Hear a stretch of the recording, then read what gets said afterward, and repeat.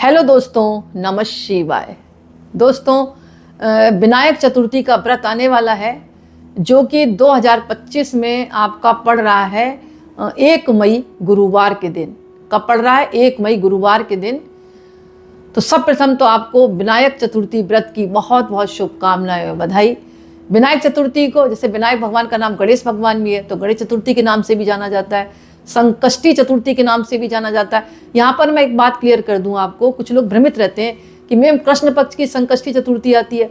तो जरा आप विचार करें, संकष्टी चतुर्थी जो व्रत है कृष्ण पक्ष में आता है, लेकिन इसका नाम क्या है? संकट को हरने वाली, इसीलिए इसको संकष्टी चतुर्थी व्रत भी कह सकते हैं, विनायक चतुर्थी व्रत भी कह सकते हैं, और आपकी गणेश चतुर्थी व्रत भी कह सकते हैं। ये महीने में 2 बार आती है, एक आती है कृष्ण पक्ष में और एक आती है शुक्ल पक्ष में। अब यहाँ पर अंतर क्या होता है? अंतर यह है, जो कृष्ण पक्ष की आती है ना चतुर्थी व्रत, उसमें महिलाएं जो पूजा करती हैं वो चंद्रमा को अर्घ देने के बाद ही व्रत खोलती हैं। लेकिन विनायक चतुर्थी में ऐसा नहीं है, वो एक टाइम का भोजन कर सकती है भगवान की पूजा और कथा सुनने के बाद। मतलब विनायक चतुर्थी जो शुक्ल पक्ष की है ना, इसमें चंद्र दर्शन की आवश्यकता नहीं होती। चंद्र दर्शन की आवश्यकता सिर्फ कृष्ण पक्ष की जो चतुर्थी होती है उसमें होती है, और उसी में अर्घ दिया जाता है। ये बात क्लियर हो गई होगी आपको। अब मैं इस दिन कुछ आपको उपाय बताऊंगी, जिन उपायों को करके आप अपने जीवन में आने वाली कुछ समस्याएं दूर कर सकते हैं और मनोकामनाएं भी अपनी पूर्ण कर सकते हैं। जैसे आपका कोई बिजनेस है, लाख कोशिश कर रहे हैं और लाभ नहीं मिल रहा, मेहनत कर रहे हैं लेकिन उस प्रकार का रिजल्ट नहीं आ रहा, ऐसी स्थिति में क्या करें? विनायक चतुर्थी पर आपको 1 दुर्वा की गांठ या विषम संख्या में लिया है, 5 दुर्वा की गांठ लिया है, उस पर 11 बार आपको मोली या कलावा लपेटना है और श्री गणेश भगवान को चढ़ाना है और भगवान से प्रार्थना करनी है कि हे भगवान, हमारा बिजनेस चले और आप हमको आशीर्वाद दें, ताकि हमारे व्यवसाय में, जो बिजनेस में जो भी दिक्कतें आ रही हैं वो दूर हों। इसके साथ साथ आप वहीं पर बैठकर भगवान के गणेश मंत्रों का जाप कर सकते हैं, गणेश भगवान की आरती कर सकते हैं। वो आप इनमें समय के अकॉर्डिंग देख लें। ये है उपाय, बहुत अच्छा है। अच्छा, ये नहीं है कि आपने 1 महीने की विनायक चतुर्थी पर आपने उपाय कर लिया। कम से कम मैंने बताया ना, हर महीने में 2 आती हैं। तो जो शुक्ल पक्ष की है, तो इस शुक्ल पक्ष का उपाय बता रही हूँ, पर ऐसी बाउंडेशन नहीं, आप इस उपाय को कृष्ण पक्ष में भी कर सकते हैं, क्योंकि दोनों ही दिन ही गणेश भगवान के दिन माने गए। अगर आपके खेल क्षेत्र से जुड़ी कोई समस्या है, यानी आप खेल में बहुत आगे बढ़ना चाहते हैं और मेहनत बहुत कर रहे हैं, लेकिन मतलब आपको परिणाम अच्छा नहीं मिल रहा, तो आपको क्या करना चाहिए? श्री विनायक चतुर्थी पर शक्ति विनायक गणपति मंत्र की 1 माला 108 बार जपनी चाहिए। मंत्र इस प्रकार: ओम रीम ग्रीम रीम नमा, ओम रीम ग्रीम रीम नमा, ओम रीम ग्रीम रीम नमा। गणेश भगवान के इस मंत्र को जपें। आप किससे जपेंगे? लाल चंदन की माला से, या फिर आप मूंगे की या सफेद चंदन, स्फटिक या रुद्राक्ष की माला से इस मंत्र का जाप करते हैं तो आप खेल क्षेत्र में आगे बढ़ेंगे। इसी प्रकार अगर दाम्पत्य जीवन की डोर आपकी मजबूत पहले थी और अब लड़ाई होने लगी, तो ऐसी स्थिति में बहुत अद्भुत उपाय बता रही हूँ। आपको एक डिब्बी लानी है। अब कुछ लोग पूछेंगे डिब्बी किसकी? आप कोई भी डिब्बी ले आए, एक डिब्बी ले आए, चाहे स्टील की ले आए, चाहे मतलब पीतल की ले आए या लकड़ी की ले आए, जो भी आप एक मतलब डिब्बी ले आए छोटी सी, या चांदी की ले आए। चांदी की डिब्बी ले आए तो ज़्यादा बेहतर रहेगी। डिब्बी लाकर उसमें सिंदूर रखें और उसमें 1 रुपये का सिक्का रख दें। क्या करना है? एक चांदी की डिब्बी, अब कुछ लोग नहीं खरीद सकते तो साधारण डिब्बी ले आए, उसमें सिंदूर रख दें, 1 रुपये का सिक्का रख दें और श्री गणेश भगवान के चरणों में रख दें और अपने रिश्ते के लिए भगवान से प्रार्थना करें कि हे भगवान, मेरा दाम्पत्य जीवन की डोर मजबूत हो और हमारा जीवन मधुर बना रहे। तो दोस्तों, काफ़ी हद तक आपके जीवन की कड़वाहट दूर होगी और आपसी प्रेम बना रहेगा। अगर आपके मन में कोई नेगेटिव बात बैठ गई है, हमेशा वही सोचते रहते हैं और आप टेंशन लेते रहते हैं, तो विनायक चतुर्थी वाले दिन एक पान के पत्ते पर 2 सुपारी रखें, 2 लौंग के जोड़े रखें और उनको कलावा से बांध दें और श्री गणेश भगवान को अर्पण करें और भगवान से प्रार्थना करें कि भगवान, हमारे मन में किसी भी तरह के नेगेटिव विचार ना आए और नकारात्मक प्रभाव से मुझे डर लगता है तो वो ऐसा कर दो कि मुझे डर भी ना लगे और आए भी ना, तो आपकी मनोकामना पूर्ण होगी। अगर आपके जीवन में आर्थिक रूप से अस्थिरता बनी है तो आपको 8 मुखी रुद्राक्ष, मतलब गंगा जल से धोने के बाद, धूप दीप देने के बाद अपने गले में धारण करना चाहिए। कौन से धागे में धारण करेंगे? अगर आप विनायक चतुर्थी में धारण कर रहे हैं तो लाल, पीले, हरे मतलब धागे से आप धारण कर सकते हैं। आज के दिन ऐसा करने से आपकी आर्थिक अस्थिरता से छुटकारा मिलेगा। जो कभी कम लाभ होता है, कभी ज़्यादा लाभ होता है, तो इससे आपको छुटकारा मिलेगा, बल्कि आपको मतलब स्थिरता रहेगी। जो भी धन प्राप्त होगा, जो भी आर्थिक स्थिति है, वो आपकी सेम रहेगी, मतलब घटती बढ़ती नहीं रहेगी, बल्कि बढ़ेगी ज़्यादा। घटने की तो बात छोड़ें आप। इसके अलावा आपके बहुत दिनों से माइंड में कोई दिली इच्छा है और आपकी पूर्ण नहीं हो रही, तो विनायक चतुर्थी का दिन एक ऐसा है कि सारी ख्वाहिशें आप पूरी कर सकते हैं। इस दिन मिट्टी के 2 दीपक लें, उनमें एक दीपक में घी डालकर सफ़ेद खड़ी बत्ती लगाएं।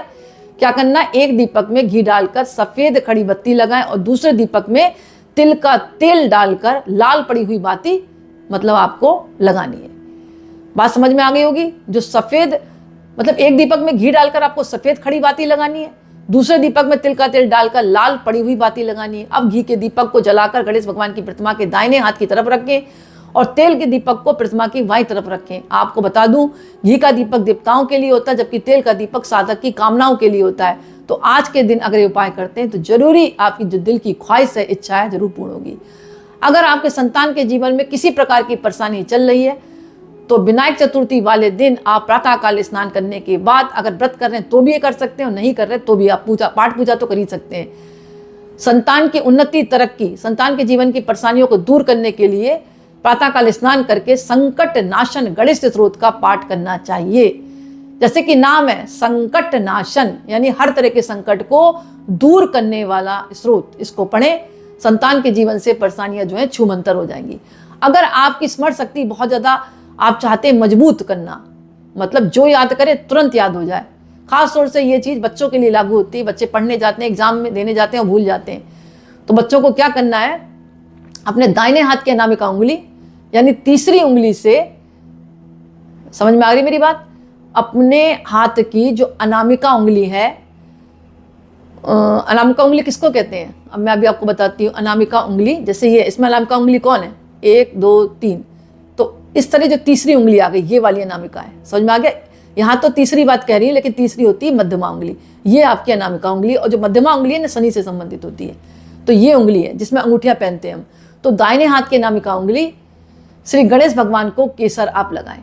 अच्छा, यहाँ पर एक बात और है, अनामिका उंगली से भी लगा सकते हैं और तीसरी उंगली से भी लगा सकते हैं, इसीलिए मैंने जिक्र किया था तीसरी उंगली का। यानी कि अनामिका उंगली या तीसरी उंगली से आप श्री गणेश भगवान को केसर लगाएं।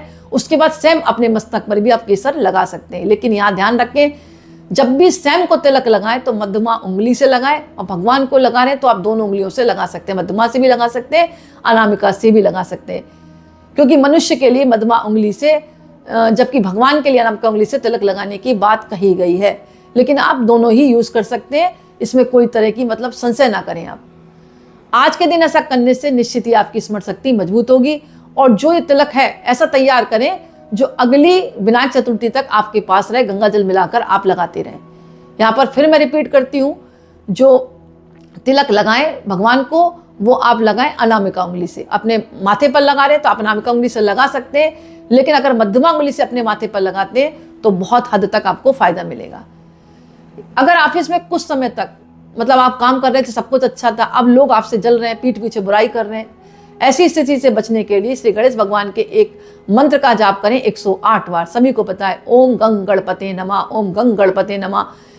और अगर आप इसका जाप सुबह करें तो पूर्व दिशा की तरफ करें, शाम के समय कर रहे हैं तो उत्तर दिशा की तरफ मुख करके करें, और अपनी परेशानी बाबा के आगे रखें, गणेश बप्पा के आगे। मतलब आपकी शीघ्र ही ऑफिस में जो समस्याएं हैं वो दूर होगी, लोग आपको परेशान करना छोड़ देंगे।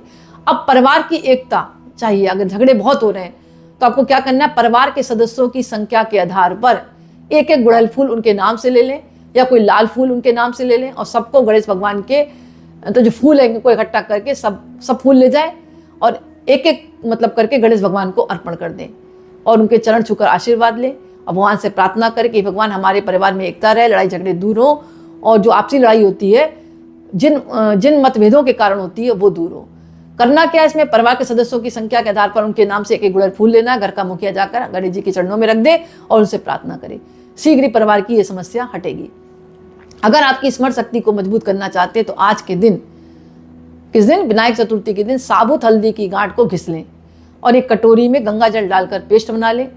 पहला तिलक भगवान गणेश को लगाएं और फिर अपने माथे पर लगाना चालू कर दें। अब ये तिलक ऐसा तैयार करें जो आपकी अगली विनायक चतुर्थी तक, इस संकष्टी चतुर्थी तक ये चलता रहे, यानी 15 दिन तो कम से कम लगाएं।